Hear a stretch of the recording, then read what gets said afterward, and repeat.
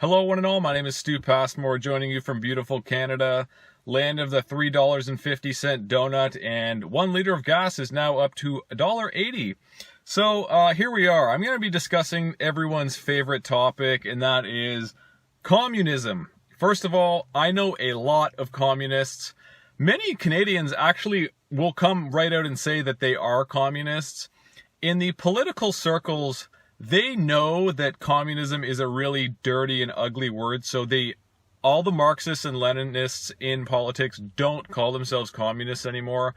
They'll call themselves socialists or democratic socialists, liberals, or, something to do with democracy. But most of this, when you boil it down, is, state collectivism, which is very, very, very close to full-blown communism. Now, my working definition of communism is going to be right here. So, state-controlled institutions and the abolition of private property.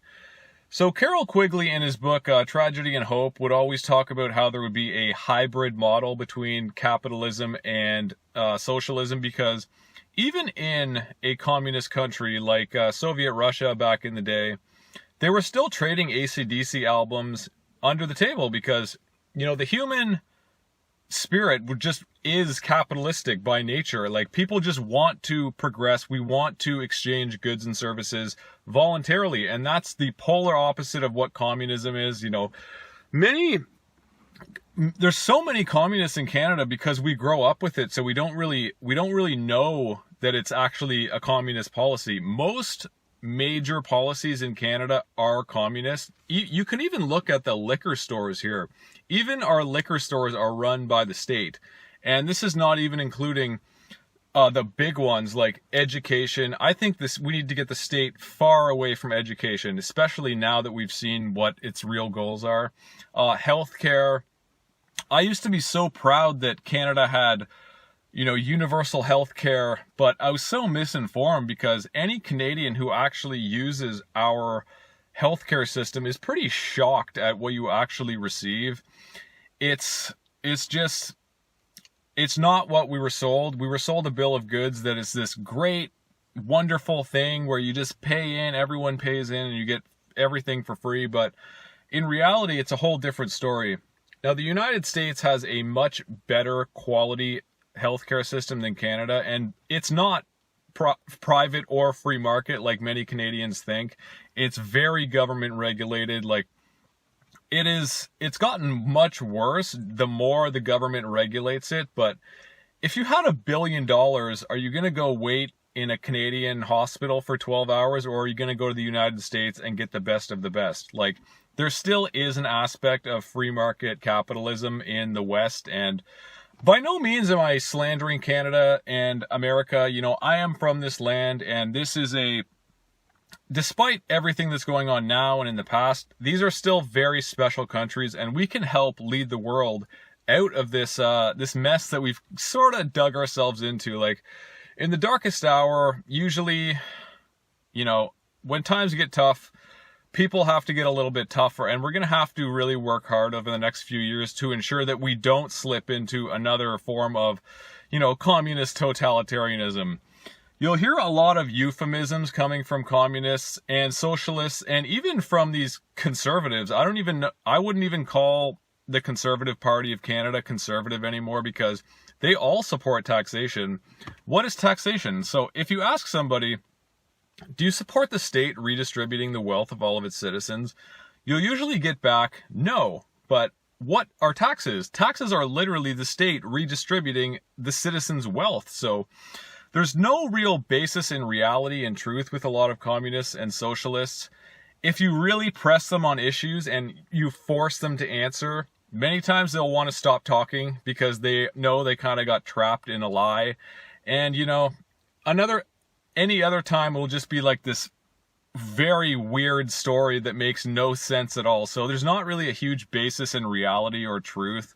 So capitalism, we're always going to have an element of capitalism in society, because look at how prosperous the West has become, even with this, just dark side of socialism and communism. Like, imagine where we would be if we didn't give untold billions of dollars to overseas countries that we don't really have any relationship with. Like, we would be 50 years ahead by now if we didn't succumb to all this ridiculous nonsense, like, you know, state-run liquor stores, state-run weed stores, state-run, oh my gosh, the education system is one of the first things that needs to go.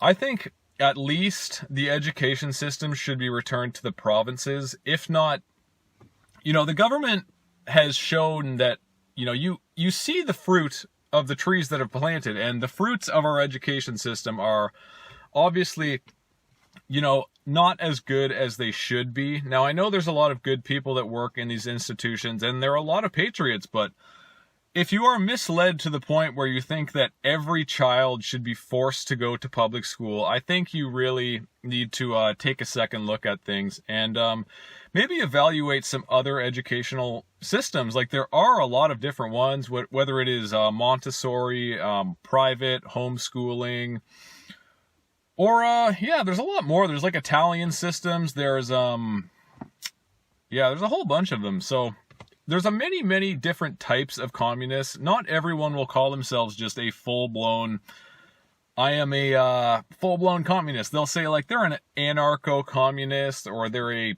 democratic socialist or something like that.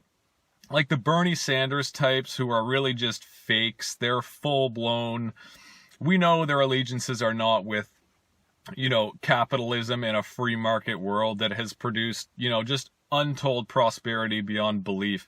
When you compare a capitalist country to a communist country, it is a world of difference. It's like, I don't even know why people get tricked into this. They must have a really great marketing scheme, and I live in Canada, I live amongst these people, and a lot of them are misled. I also want to make this distinction right here. So there's a big difference between your average misled person on the street who just wants to live in a utopia and they think that everything will be good once these vulture companies somehow leave, and a corporate socialist. So I highly recommend the book. It's called Wall Street and the Bolshevik Revolution. It's by Antony Sutton. So you can see who promotes socialism and communism and why, and how these things were born and how they survived until this day.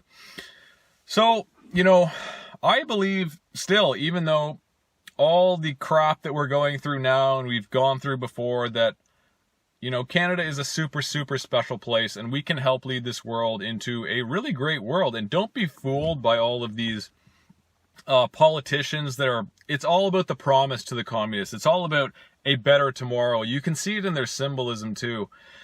A lot of communist flags will have the rising sun. You can see this in the Obama campaign logo. It was the sun rising over the mountain. Dawn of a new day. There's very symbolic language when it comes to communism, and their flags really can tell you a lot. Like, they have a language of their own, it seems. Bernie Sanders fooled a lot of Americans. I met a lot of Americans who loved Bernie Sanders, and you know, these were a lot of these people that I would press on issues, and they would just not want to talk to you all of a sudden, or yeah, they would kind of give you this weird answer. Like, I was a Canadian talking to Americans, and they were asking me, wait, aren't you proud of your universal health care? And I'm like, no. It's like, anyone who's actually used it knows that it's certainly not anywhere that it should be. And like, what is a universal healthcare system? Like, are you going to conscript doctors? Absolutely not. That's ridiculous. I think we need to grow up and take care of our own health, at least to the best of our abilities. Like, there's a lot we can do that doesn't involve a pill or a treatment. So it's all about preventative medicine, but you know, that's for another video. So, you know, don't be fooled by Bernie Sanders, your Joe Bidens, your Justin Trudeau, and you know, his father, what he did to the education system. We're seeing it today. Many of the people who are like our parents' age, I don't know how old you are. I'm probably like tipping the scales of millennial now. But again, there's no hard definitions of what's Gen X, Gen Y, millennial, but you know what I mean. So many of our parents, at least people my age, their parents were communists, so I guess they're now communists, and you know, their kids are probably going to be communists too. But a lot of them actually mean well. They were just horribly misled, and a lot of times people can't even see what's right in front of them, you know? So it's, oh, I should also add Boris Johnson over there in England too. So London actually had a very, very big part in the start of the socialism and start of the Bolshevik Revolution. Again, check out Antony Sutton's book. There's tons more I could recommend, but that's just kind of all I have today. So what is communism? Why are we still doing this? And better way forward. So that's today's video, guys. Subscribe and hit like down below. Peace out.